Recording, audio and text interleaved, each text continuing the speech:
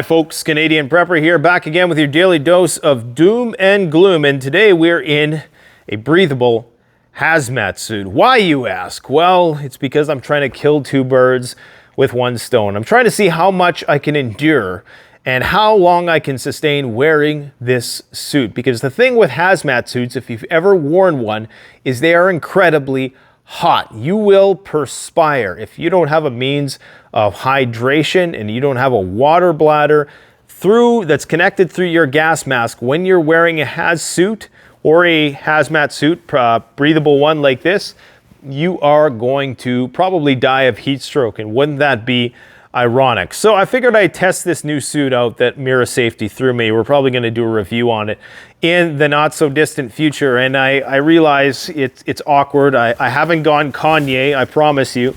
And I know it looks like I'm a post-apocalyptic beekeeper in a high-intensity war zone. But the fact of the matter is, we might as well get used to guys in hazmat suits giving us bad news, because that may well become the norm very soon. Now, I'm a little bit more hopeful today. Still, heavily leaning towards things are going to get crazy, unstoppably bad in the not-so-distant future. But I'm hopeful because good news on the nuclear fusion front. We may have figured out nuclear fusion. It's going to be many, many decades and many, many wars until it's realized in any sort of usable form. But that's positive news. Now let's get to the bad news, because that's why you're all here, to watch a guy give the news in a hazmat suit. Okay, so there was a poll, an Ipsos poll that was released that asked people, do you think World War III is coming? Here were the results. This was 33 countries which were surveyed. There's that frickin' number again, 33. Interesting, isn't it? Just yesterday, 3,300 shelters were opened up to the public. Warming shelters were opened up to the public in the UK because they can't afford to pay their energy bills up there. So, who topped the list? Who do you think topped the list of the country that was most likely to anticipate that war was coming, World War III? Well, they didn't interview Russia in this poll, so keep that in mind. But it happened to be Australia, which is probably why they're buying a bunch of nuclear-powered submarines, which you would likely only need for the purpose of deploying nuclear weapons, which we've argued is the real purpose of these submarines, and that will become more apparent as we approach the actual date. Next was Ireland at 80%. 80% of people in Ireland believe that the end is nigh. Because if you believe World War III is coming, you most definitely believe the end is nigh. And here's the disconnect with this, is that you can bet that if 81% of people in Australia think World War III is coming, I guarantee you, not but 5% are preppers. At least will explicitly admit that they are preppers. That is a huge divide between what you know is coming and what you're actually prepared to endure. That means that there's a whole lot of people in denial. Now, it should be known that out of the 33 countries that were polled, all of them, the majority believes that World War III is coming. And these are countries like Japan. Japan was least on the list, with 51% believing that World War III was coming. And all of the countries, combined total of 64% who believe that the government should increase their military spending as a result of this. So do you need any more motivation to invest in those military stocks, those defense stocks? If you have any money, that's the only thing that's going to be moving in the market upwards in the coming years ahead, I do believe, and possibly commodities, definitely commodities. At the top of the list, we also had Peru, India, Chile, Colombia, all coming in between 78 to 81%. The United States, I believe, and Canada were pretty much exactly the same at 76%. See, guys, we're not that different after all. As well as France and the UK, we all pretty much came in between 75 to 76%. Japan came in lowest, likely because of the World War II stuff, okay? The nuclear war stuff. They don't want to see that happen again. So perhaps there's denial that is motivating that answer that they were giving. China surprisingly came in at 64%, so much lower. But with the China poll, it's always kind of skewed. So it's hard to say. Ukraine, surprisingly, perhaps not surprisingly, which is why they're pushing the West to get into World War III, is a 70% chance. So still pretty high. That's still 7 out of 10 people believe World War III is coming, but much less so than Australia with their 81%.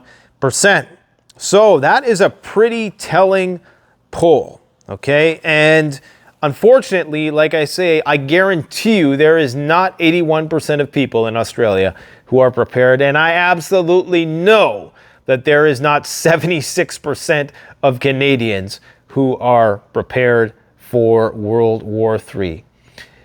If there was, then that would be phenomenal. Unfortunately, I would probably put it at around 5% of people in Canada, maximum. That's including all the closet preppers out there who just don't make it known because of the stigma of preparedness. What else do we got going on in the world? We have sabotaging of power plants in the United States. Did you know there was 106 attacks on the grid so far this year alone?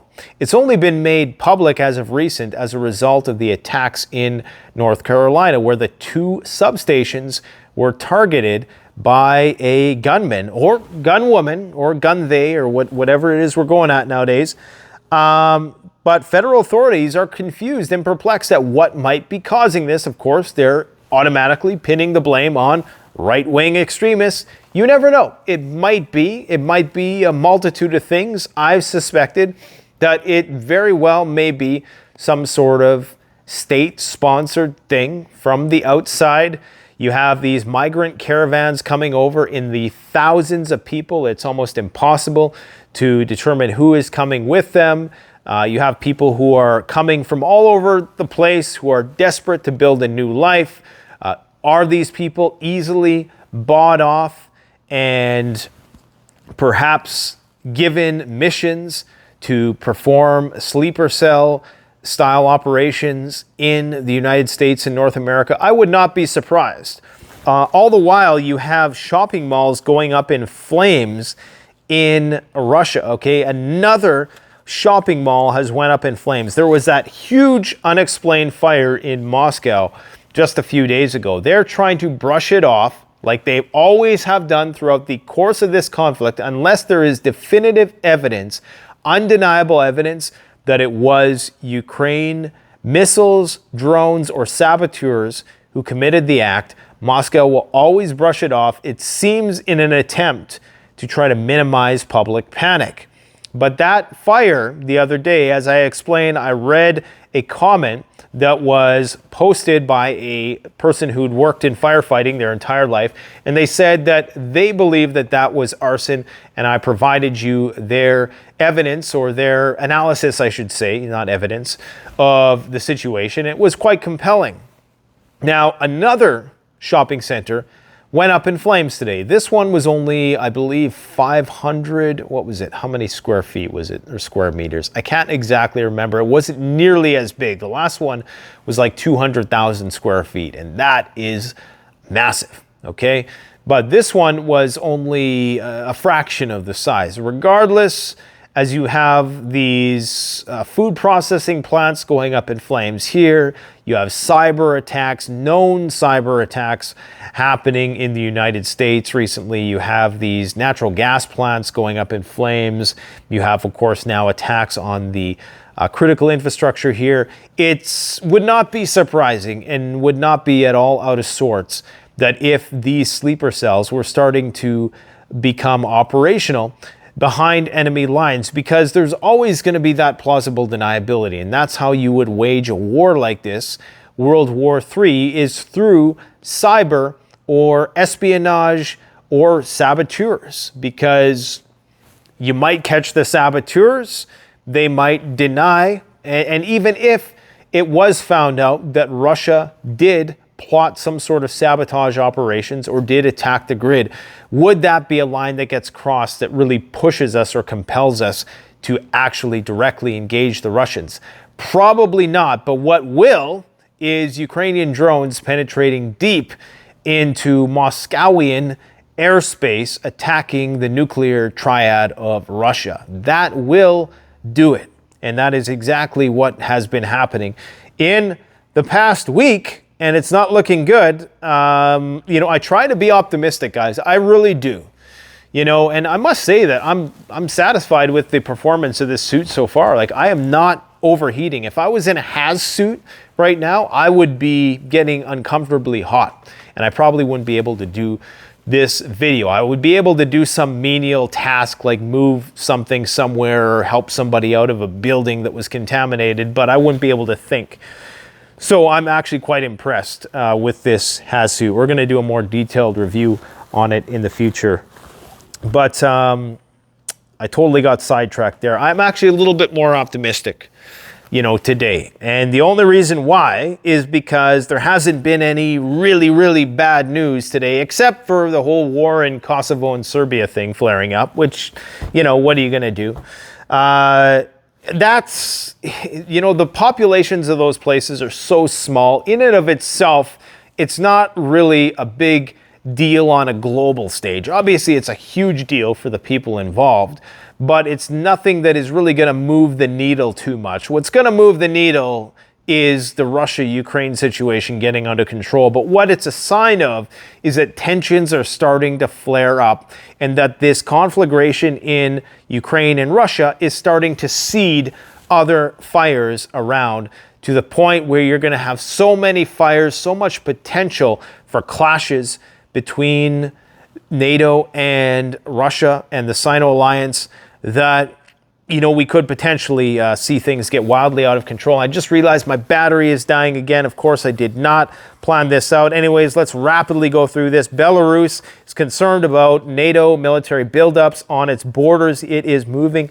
troops to match the movements that it perceives. Of course, that's its perspective. I'm sure NATO is saying otherwise.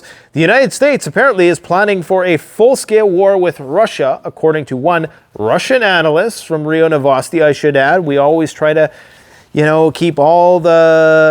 over all the stones here, and we listen to everybody. We watch Reuters and we watch Rio Novosti. Anyways, she's saying that it's likely that the United States is saving its ammunition for the big one with Russia. Now, I don't know how the United States and Russia, why would they need conventional ammunition in the first place? If anything, this is the war that you would fight this is the only way you would fight a conventional war with Russia. Now, I might be wrong about that. You guys let me know your opinion, but according to according to Victoria Nikiforova, oh boy, I butchered that one, didn't I? That she thinks that Mark Milley is not afraid of escalation so much, and not afraid that the Ukrainians will lose, but he is afraid that we won't have enough ammo when it comes time to directly engage the Russians, whatever that looks like, and how that doesn't devolve into all-out nuclear war almost immediately. I don't know. But you just never know. You just never know. In terms of what's going on in the war in Ukraine, basically what's happening, the Russians are trying to coax the Ukrainians into this place called Bakhmut so they can do what's called a cauldron, okay? And basically they're trying to encourage the Ukrainians to send as many troops as they can so they can just light it up with artillery. That's why they're not really moving the front line. They're fighting a war of attrition right now. The Russians understand that it's not about land. It's not about taking townships and cities. It's about how many guys you are grinding down. So long as your rate of loss is less than your enemy's and you start off with the same amount of troops, then you are going to inevitably win that conflict. So that's what they're doing. They're going cauldron style in Bakhmut. Zelensky came out and said something interesting on the David Letterman show, or was it his Netflix show or something? He said that when Putin dies, the war will end. Now, it was a leading question proposed by David Letterman, so he didn't just come out and say, yeah, when Putin dies, the war is going to end. That would be probably a cause for concern with the Kremlin. But I I think he's wrong, number one, because I think there's a lot more hawkish people out there who will likely kickstart the war, make it even worse, especially if Russia falls apart with all those nuclear weapons. You don't want that happening. Okay, what else do we got here? Inflation, the CPI numbers coming out tomorrow. That will determine how the markets go for the next week or so, but it's going downtown, Charlie Brown, for the most part. However, inflation drivers such as war, well, with the exception of war, but supply chain issues, disruptive technologies, stimulus, things of that nature have diminished, and it's looking like there may be a bright side to inflation, but probably not. Anyways, we're going to talk about it more tomorrow because I'm running out of time, and if I don't press this button, this video is not going to record. Check out a link to the hazmat suit in the description below if you want one. I think it's actually working out pretty good so far. Let me know what you guys think in the comment section below, and I'm going to put a poll. Do you think things are getting better or worse? I'm going to post that poll on a card in the video. Thanks for watching, guys. Take care.